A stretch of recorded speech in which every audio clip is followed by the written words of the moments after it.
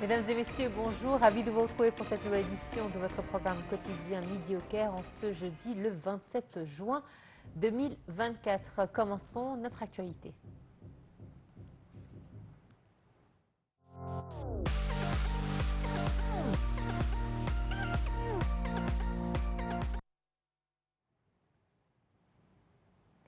Le président Abdel Fattah el-Sisi a reçu hier le général Mohamed Zaki, commandant en chef des forces armées et ministre de la production militaire, ministre de la Défense et de la production militaire.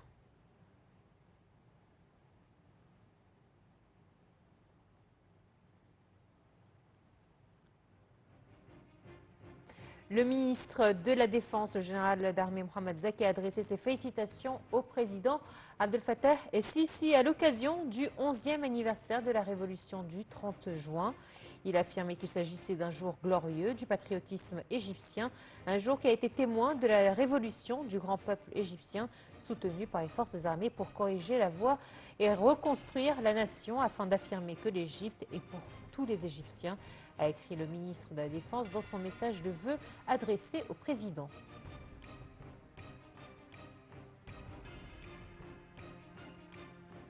Toujours à l'occasion de l'anniversaire de la révolution du 30 juin, le ministre de l'Intérieur, Mahmoud Tawfi, a envoyé un message de félicitations au président el-Sisi. Dans son message, le ministre de l'Intérieur affirme que la célébration de cet anniversaire national est l'incarnation du succès de la volonté d'un peuple innocent qui s'est protégé par la sagesse de son président et s'est révolté contre les groupes malfaisants dans le but de préserver l'identité d'une patrie qui a donné à l'humanité depuis l'aube de l'histoire les valeurs de la civilisation.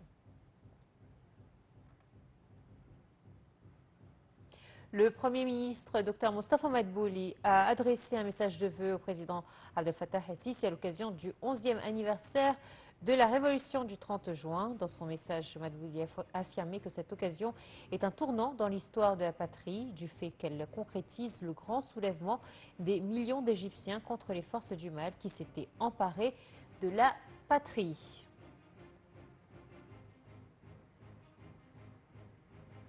Et à l'occasion des célébrations de la révolution du 30 juin, les travailleurs des ministères, des départements gouvernementaux, des organismes publics, des unités administratives locales et des entreprises du secteur public et privé en Égypte bénéficieront d'un journée férié payé dimanche prochain, le 30 juin.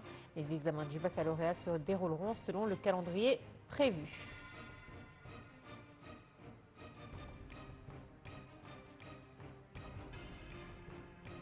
Et le gouvernement s'est engagé à réduire les coupures de courant à partir du 1er juillet. Le Premier ministre, Dr Mostafa Madbouli, a en effet annoncé que le gouvernement avait alloué la somme de 1,18 milliard de dollars pour l'importation de gaz et de mazout afin de mettre fin au délestage d'électricité pendant les mois d'été dans un contexte de canicule qui frappe le pays. Le Premier ministre a également décidé la fermeture des magasins, des centres commerciaux, y compris des restaurants et des cafés, mais les centres commerciaux uniquement à partir de 22 h à partir du 1er juillet. Je vous propose de voir les détails à travers ce commentaire. Ce mois de juin a vu 3 vagues de chaleur successives qui ont donné lieu à une augmentation de la consommation d'électricité, contraignant les autorités à accroître les heures de délestage. Après discussion avec le gouvernement, nous avions d'abord alloué 180 millions de dollars pour acheter en urgence 300 000 tonnes de mazout afin de pallier cette augmentation, a déclaré le Premier ministre Mostafa Madbouli lors d'une conférence de presse. Nous avons aussi discuté d'un plan pour faire face à ces vagues de chaleur attendues cet été. Selon les estimations du ministère du Pétrole, nous aurons besoin d'1 milliard de dollars pour nous procurer les ressources nécessaires en mazout et en gaz naturel afin de résoudre complètement les coupures de courant. J'ai donné mes instructions d'allouer ces sommes immédiatement. Ainsi, nous allons consacrer un total de 1,18 milliard de dollars pour supprimer les coupures du courant pendant l'été, a-t-il ajouté. Le Premier ministre a précisé que ces quantités de gaz et de mazout arriveront dans les prochaines semaines et que les délestages prendront fin à partir de la 3e semaine du mois de juillet. Le gouvernement avait en effet adopté un plan de délestage depuis juillet dernier afin de gérer la consommation d'électricité et gaz naturel nécessaires pour le fonctionnement des stations d'électricité. Mais avec la canicule qui frappe le pays depuis le début du mois, le gouvernement a pris la décision de prolonger les heures de délestage d'une heure supplémentaire jusqu'à la fin de la semaine. Cependant, de nombreuses zones ont connu des interruptions de courant pendant plus de 3 heures jusqu'à 5 heures dans certains cas. De plus, ces coupures se sont répétées à plusieurs reprises dans la même journée. Madbouli a expliqué que cette longue interruption est due à une panne de 12 heures qui a touché des infrastructures gazières d'un pays voisin qui est situé sur le même réseau énergétique que l'Égypte, affectant notre alimentation électrique. Le Premier ministre a présenté des excuses au peuple au nom du gouvernement et s'est engagé à mettre fin à la crise d'ici la fin de l'année. Nous avons déjà annoncé que le gouvernement a un plan à long terme de mettre fin à ces coupures du courant avant la fin de l'année. Et donc, vers novembre ou décembre, il n'y aura plus de coupures du courant, a dit Madbouli. Il a aussi précisé que les coupures du courant se poursuivront pour 3 heures jusqu'à la fin de la semaine, avant de revenir au niveau normal de 2 heures d'ici jusqu'à la 3e semaine de juillet et jusqu'à la fin août. Le gouvernement ensuite reprendra son programme de délestage pour 2 heures par jour pour 2 ou 3 mois encore.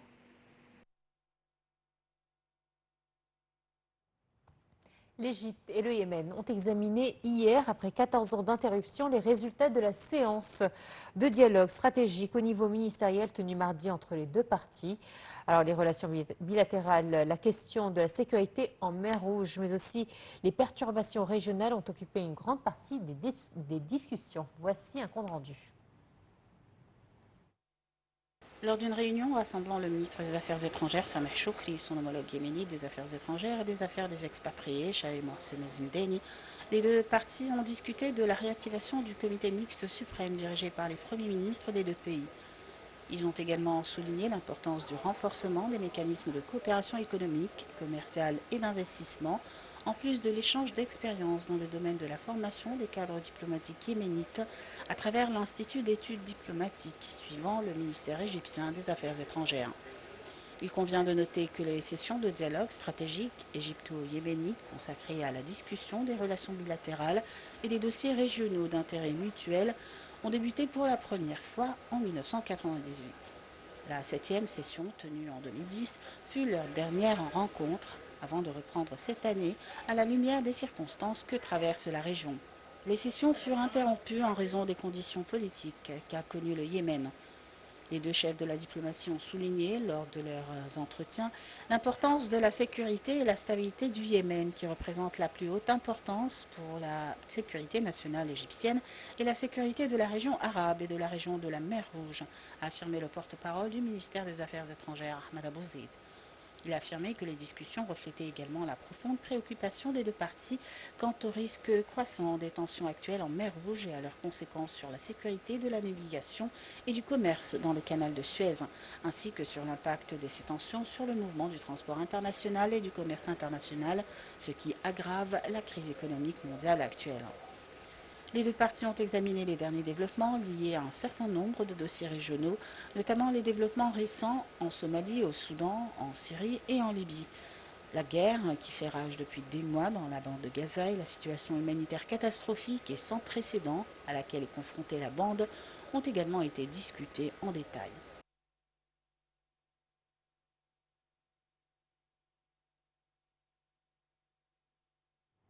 En visite à Juba, le ministre de l'Eau et de l'Irrigation, Hani Souelam, a confirmé l'étroitesse des relations reliant l'Égypte et le Soudan du Sud sur tous les volets, surtout dans les domaines de l'eau et de l'irrigation. Lors d'une entrevue avec le premier vice-président du Soudan du Sud, M. Souelam a mis en relief les projets de développementaux mis en place par l'Égypte pour servir les citoyens du Soudan du Sud, dont les barrages de récupération d'eau de pluie, la réhabilitation de stations de mesure, le centre de prévision des pluies et du changement climatique et les projets d'épuration de Bahr el Ghazal.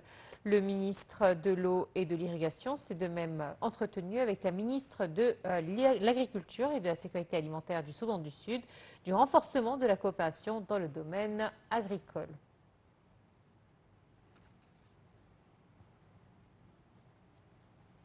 Et en application des directives du président de la République et commandant suprême des forces armées, Abdel Fattah el-Sisi, visant à mettre en lumière les réalisations du peuple égyptien dans divers secteurs, le département des affaires morales des forces armées a organisé une visite sur le terrain pour un certain nombre de personnalités publiques et de professionnels des médias dans le cadre du méga-projet national de récupération et de culture des terres désertiques dans la région de Toshka, dans le sud de l'Égypte. Ce projet couvre une superficie de 400 000 fédans.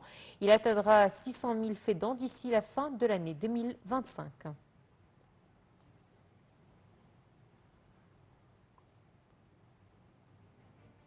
Le ministère de l'Intérieur a annoncé la prolongation d'un mois de la 26e phase de l'initiative Nous sommes tous un à partir du 1er juillet pour assurer tous les besoins alimentaires et non alimentaires de la famille égyptienne de haute qualité et à des prix réduits allant jusqu'à 40% de réduction en coordination avec les différents secteurs du ministère. Cette mesure s'inscrit dans le cadre des directives de la direction politique visant à prendre toutes les mesures nécessaires pour soutenir le système de protection sociale des citoyens sous les auspices du président Abdel Fattah el-Sisi.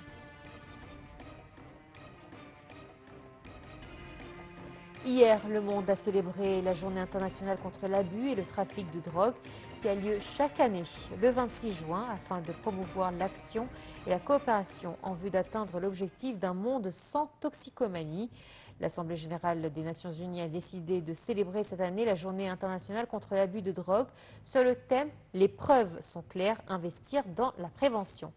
À l'occasion de cette journée, le ministère de l'Intérieur fait le point sur ses efforts de lutte contre la drogue et de sensibilisation aux dangers de la drogue à l'occasion de la journée internationale contre l'abus et le trafic de stupéfiants.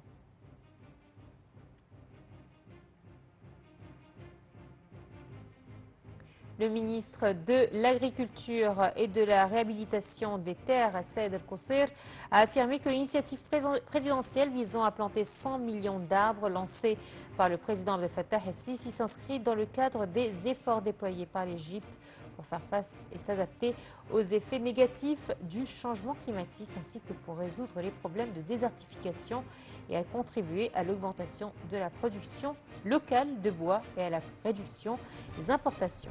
El-Kossir a examiné un rapport sur les résultats obtenus au cours des premières et deuxièmes phases de l'initiative 100 millions d'arbres lancés par le président Sisi qui a couvert jusqu'à présent 13 gouvernorats.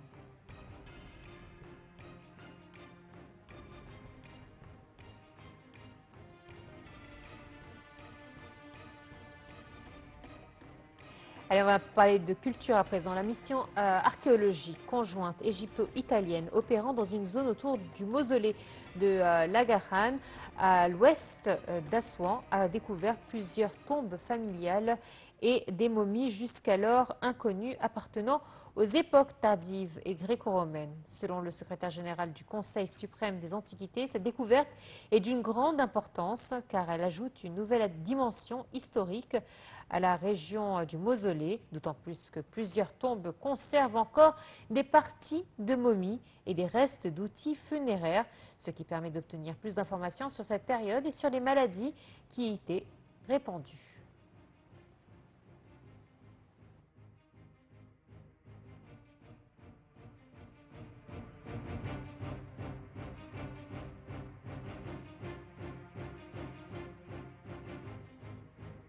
Et à présent, les nouvelles en bref.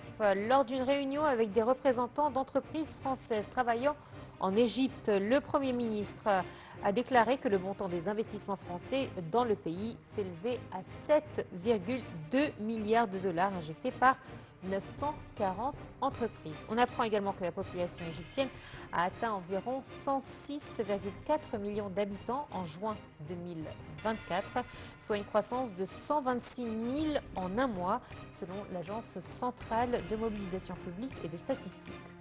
Intitulée Au sommet de la pyramide, la civilisation de l'Égypte ancienne, la plus grande exposition d'objets archéologiques hors d'Égypte sera tenue à Shanghai du 13 juillet. Elle inclura 788 pièces antiques. Et on apprend également que l'équipe cycliste montante d'Égypte cherchera à impressionner lors des prochains Jeux olympiques d'été de 2024 à Paris, après avoir obtenu 4 des 5 places réservées à l'Afrique. Et enfin, le chanteur irakien Kazem Seher se produira demain au Nouveau-Caire pour la première fois depuis son dernier concert en Égypte il y a 2 ans. Voilà, c'est ainsi donc que prend fin cette édition. Merci de nous avoir suivis et excellente suite de programmes sur Night TV International. Au revoir.